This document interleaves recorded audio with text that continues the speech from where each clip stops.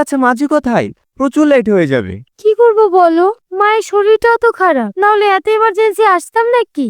এই কি অসভ্যতা ভাই, দিল্লিতে ওর প্রশ্ন নষ্ট করে রাস্কেল কোথাকার। আরে ছি ছি ছি, এই পাগল, মানা করার সত্ত্বেও তুই আবার গায়ে কাঁদা দিলি। এসব জানোয়ারদের কাছে ছুটে দিয়ে মারার দরকার।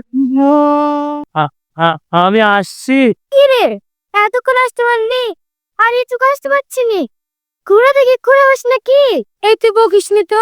তুমি চলে আসি যে আমি তো তোমাকে নিয়ে আসতাম। কটা বাজছে দেখেছো?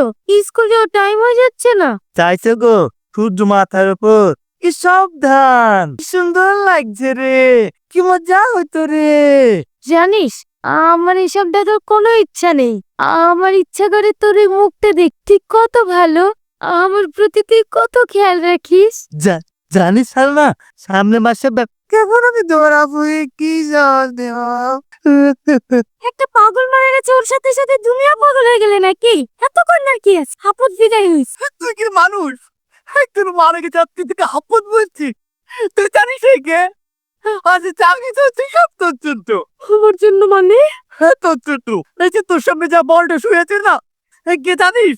সেই আমার এই যে তোকে রোজ রবিবার করে স্কুলে নিয়ে যেত, তুই অন্তত সেটা করে বুঝতে চাইছি তোকে পাগলের মধ্যে ভালোবেসেছে। আর তুই ওর ভালোবাসা বিসর্জন তুই সারতে লেগে আমাকে বিয়ে করেছিস। একবার তো ওর করে দাঁড়িস তুই এইভাবে পাই। সূর্য মাথার উপর, চলো চলো সালমা, তোর হাতটা দিয়ে না